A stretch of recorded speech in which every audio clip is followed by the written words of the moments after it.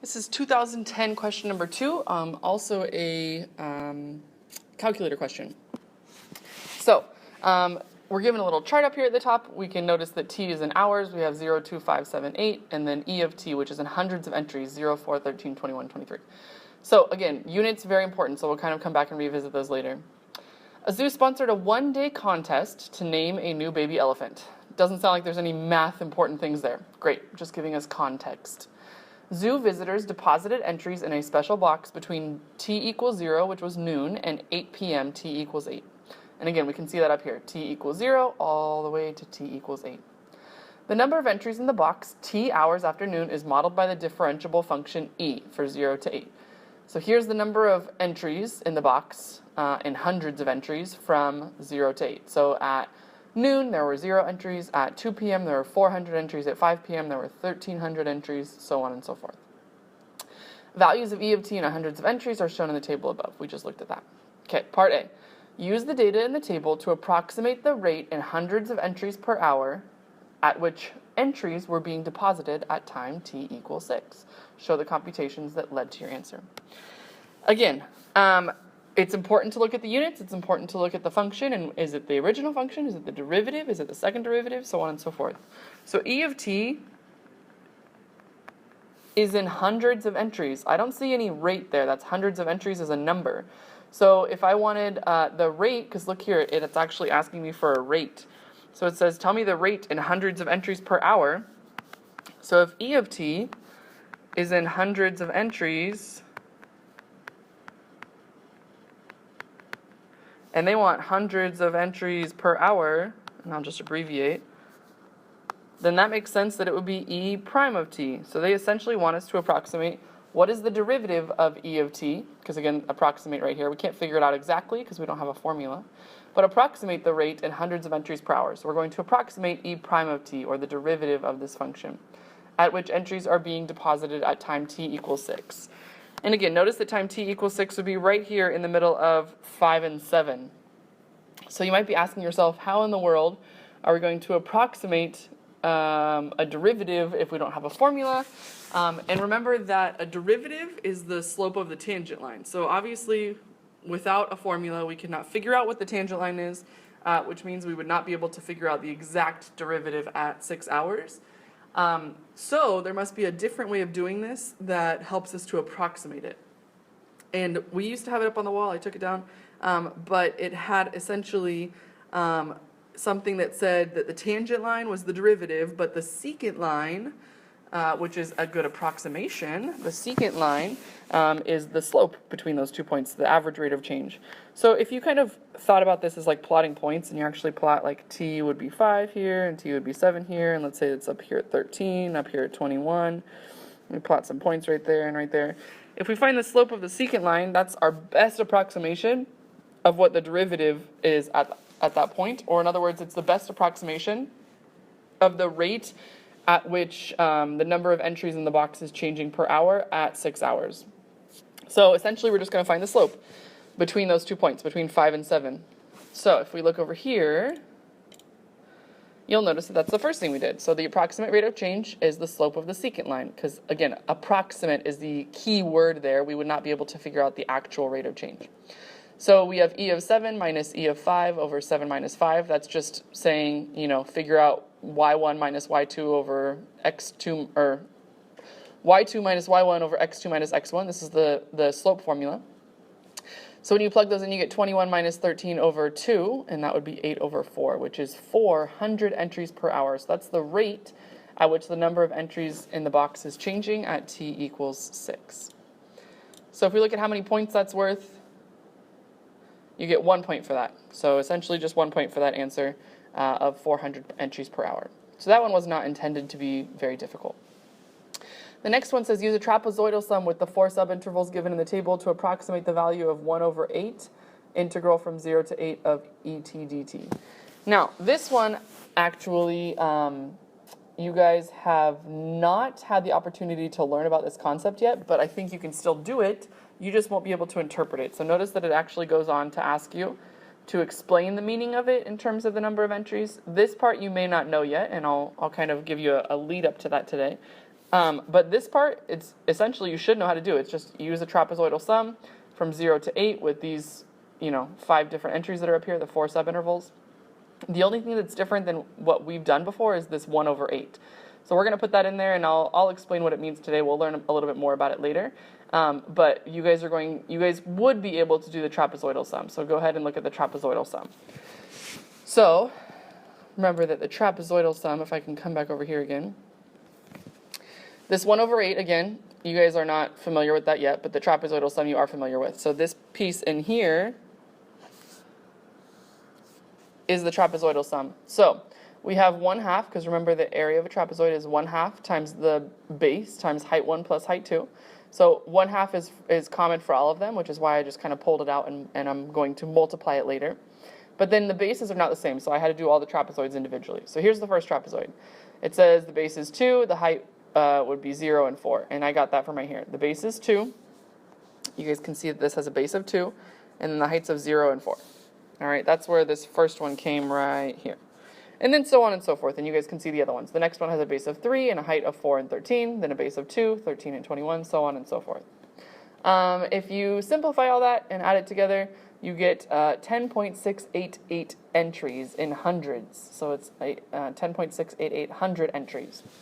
Now, here's what that means. That piece you should be able to do without any knowledge of why we multiplied by 1 over 8 to begin with. And we're going to find out pretty soon that is actually the average value. When you do that, essentially it's 1 over b minus a. So how they got that is 1 over 8 minus 0. So the ending value minus the initial value. So 1 over b minus a is how they got this. And when you do that, when you multiply the trapezoidal sum by 1 over b minus a, what it does is it finds the average value. So it says this is the average number of entries that have been submitted over the 8 hours at any given hour. So it's that's all that it tells you, average value. So that's just a little piece you hadn't learned yet, but again, not too hard to kind of make that connection right there.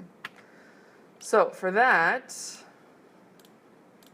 see how many points that's worth. That's worth 3 points. That's worth a lot of points because there's a lot they're asking you to do there. So the first thing they're asking you to do is to find the trapezoidal sum. So again, even if you didn't know what the other part was, if you can find the trapezoidal sum, that gives you points.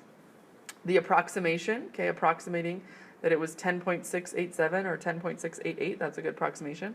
And then last point comes from telling what the meaning of it is, that it's the number of hundreds of entries in the box between noon and 8 p.m. So that's part B. Part C, it says, at 8 p.m., volunteers began to process the entries. Okay, so here's kind of what's happening so far. Up here, E of t, okay, this function's telling us how many entries have been put into the box, all right?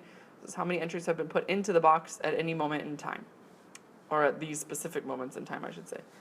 All of a sudden at 8 p.m., so after they've collected all the entries, up until 8 p.m., they've collected 2,300 entries. At 8 p.m., volunteers begin to process the entries, so they start to read through and figure out what people want to name the elephant. So it says they processed the entries at a rate, keyword rate, modeled by this function, okay? Again, every time you see something that can be put into a calculator, when you have a calculator active problem, I would do it. So I would go ahead and pause right now and put this into your calculator. So for y1, type in t cubed minus 30t squared plus 298t minus 976. So this is the rate at which entries are being processed in hundreds of entries per hour. So again, units. Units are going to be your lifesaver on these questions because they tell you which function you're looking at. So the two keywords here that kind of go together are rate and hundreds of entries per hour. It tells you what this function's giving us. So this is giving us the rate at which how fast entries are being processed between 8 p.m. and midnight. So it says, according to the model, how many entries had not yet been processed by midnight. Okay, had not yet been processed by midnight. So let's go ahead and look at this. First of all, here's how many entries were accepted. So by 8 p.m., there had been 2,300 entries accepted. Okay, so there were 2,300 entries in the box. Then we have to subtract out the number of entries that were processed between 8 and midnight. Okay, so how do we figure that out? If this is, remember the units on this are hundreds of entries, so I'm just going to put entries. Now, in order to subtract two things, they have to have the same units. So I also need to figure out entries for this. This is the number of entries that have come in, and I want to put in here, I'll put a little circle so you know it, I want to put in this circle the number of entries that have been processed, or the number of entries that have left the box. So we need to figure out what that is. Now you might be thinking to yourself, oh, I'll just plug in 12 here and we'll figure out what that is. That's not going to help you out, okay? Because remember, look at the units on this. Hundreds of entries per hour. This is a rate. So if this is a rate, hundreds of entries per hour, hundreds of entries, we'll just, there we go, there's a good abbreviation. Hundreds of entries per hour. Okay, that's the rate. I want to go up so I can just get entries. And remember, in order to go up, if I'm looking at a function that has units of hundreds of entries per hour and I want to go up to just entries, that would be to take the integral. Okay, so we're going to take the integral of this function from 8 to 12 to figure out how many entries have been processed, or the accumulation of entries that have been processed between 8 and 12 p.m. So again, in this circle over here, I'm going to get the integral from 8 to 12 of p of t dt. And let's talk about that one more time. 2,300 entries have been submitted by 8 p.m. Then they stop taking entries. Then at 8 p.m., they start processing entries and taking them out of the box and reading them and seeing what people want to name the elephant.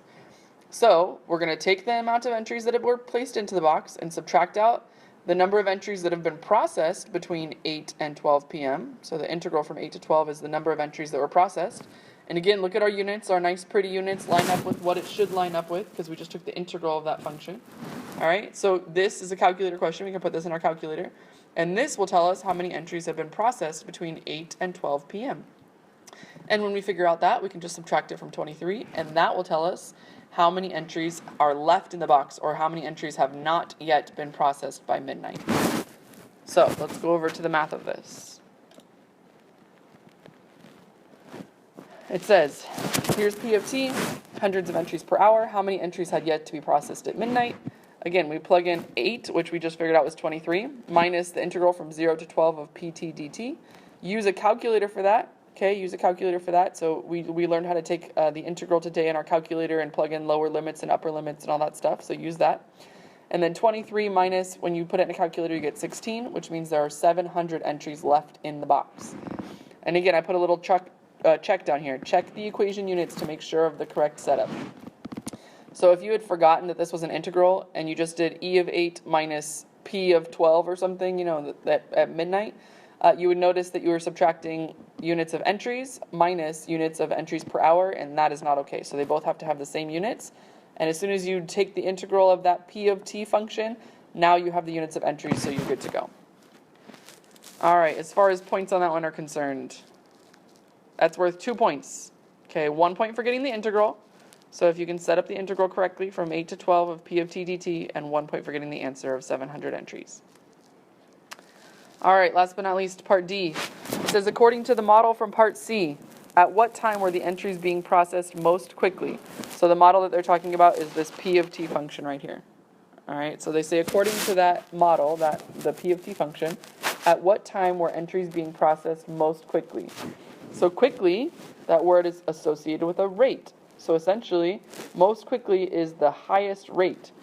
And if this is a rate in hundreds of entries per hour, I want to figure out what the highest value of this is. Okay, and then it says to justify your answer. So I want to figure out what the highest value of this is. Now, do me a favor really quick and actually plug it into your calculator and look at it, like look at the actual function from 8 to 12. So do that now.